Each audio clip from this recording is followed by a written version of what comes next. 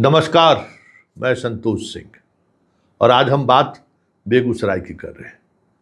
उस बेगूसराय की जहां 47 चलता था, दिन दहाड़े बड़े बड़े लोगों पर आमने सामने हमला होता था। उस बेगूसराय में जिस तरीके की घटना घटी है, पूरा बेगूसराय शर्मसार है।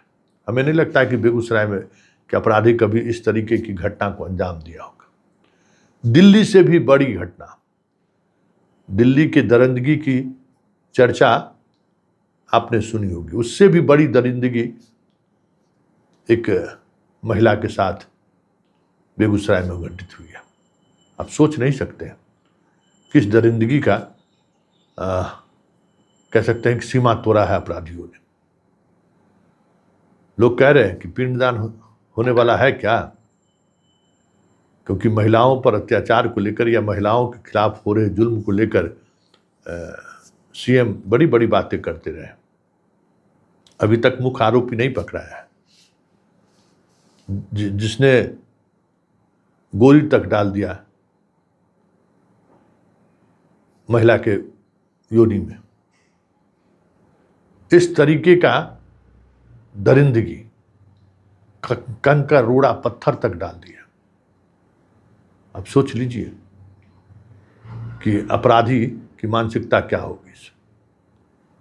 और ये अपराधी जिस तरीके की बात कर रही है और जिस अंदाज में उसने घटना को अंजाम दिया है और बेफिक्र होकर जैसे भागा भागा फिर गया है, सीधे चुनौती है सरकार को। लखनऊ से पकड़ कर लाया गया है एक अपराधी को, नामजद अभियुक्त है। एक पकड़ा गया है जो अप्राथमिक का अभियुक्त है। आप समझिए कि 5-5 पुरुष घंटों एक महिला के साथ बारी बारी से अगर गैंग रेप करे, आप सोच सकते हैं कि उस महिला को होश होने में 3 दिन का समय लगा था। किस तरीके की दरिंदगी उस महिला के साथ हुई थी।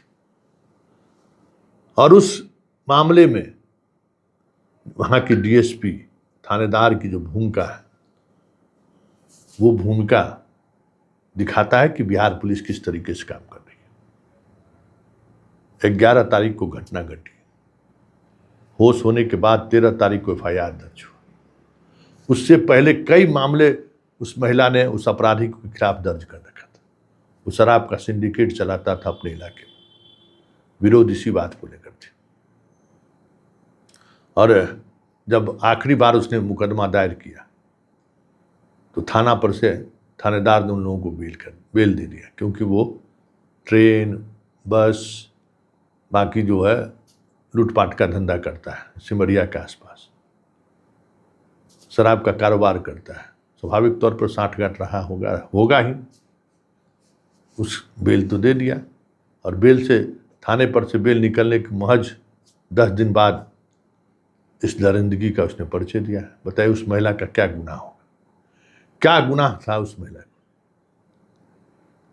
इसलिए कि भाई शराब और जो ड्रग्स का जो धंधा गांव गांव में फैला है, उसको लेकर दबी जुबान में ये कुछ न कुछ बोला करती थी।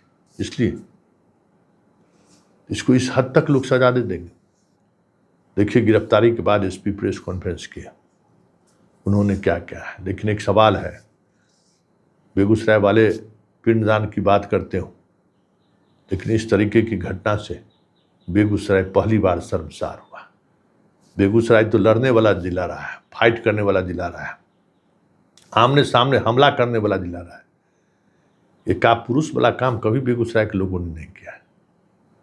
लेकिन एक सवाल ये भी है कि पुलिस की कार्रवाई में इतना वक्त क्यों लगा, क्यों पुलिस हाथ पर हाथ धरे रही।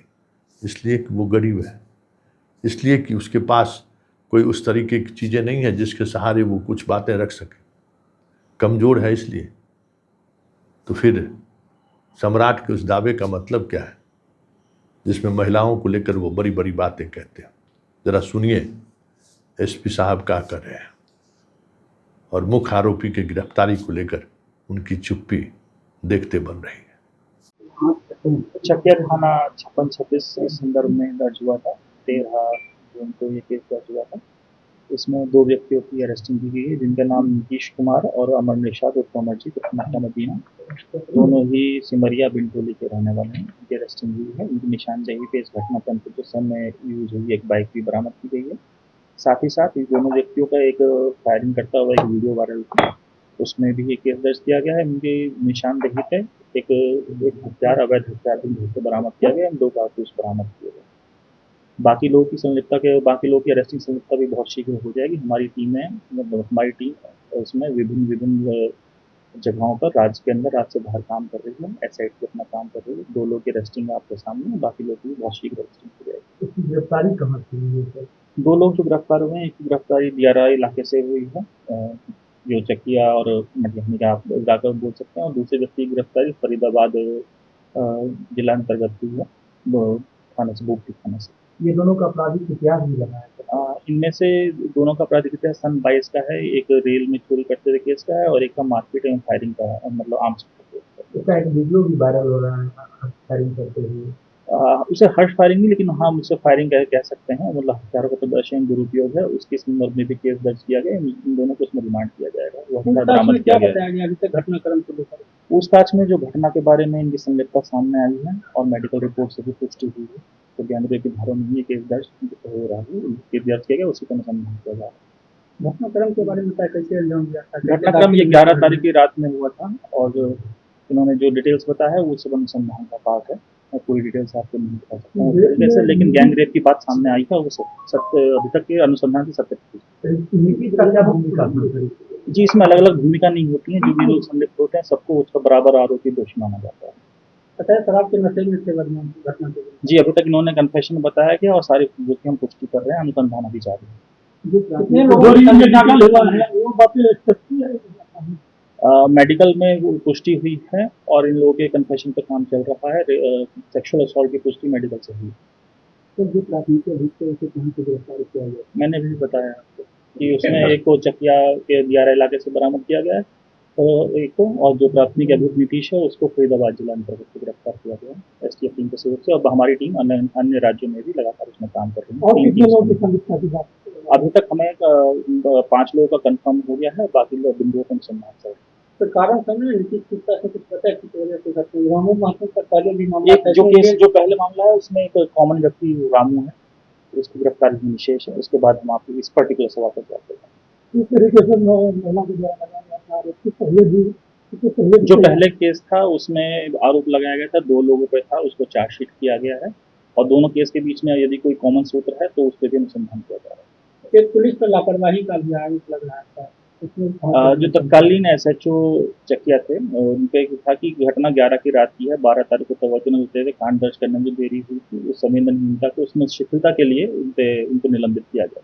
13 तारीख को गैंगरेप की धाराओं में मामला दर्ज है। उसके बाद भी केस अधिकारी नहीं गए, नहीं, बड़े आरोप लग रहे हैं। जी नहीं, बड़े पदाधिकारी डायरेक्ट उसमें काम कर रहे थे, टीम काम कर रही थी। एसडीपीओ जो है, जो टीम के अनुसंधान करता है, नेतृत्व करता है एसआईटी, उनके द्वारा कार्रवाई लगातार की जा रही है। एफएसएल की टीम कब पहुंची थी? एफएसएल की टीम उसी दिन पहुंच गई थी, घटना दर्ज होने के बाद। 13 से तक जब कोई भी चीज दर्ज होती है उसके बाद एफएसएल की टीम आती है। 11 के बाद में घटना हुई थी, 12 से पहले का पुलिस के उसीलिए हमने कहा है कि जो गलती हुई है उसी के लिए हमने कार्रवाई की। अगर इंटरनल पार्ट को लेकर के जो बातें सामने आ रही थी उसमें क्या समस्या स्वीकार किया कि देखिए, हम गैंगरेप की धारा पे काम कर रहे हैं। गैंगरेप की धारा की है, और जो भी बात सामने आ रही है उसको अनुसंधान का विषय है।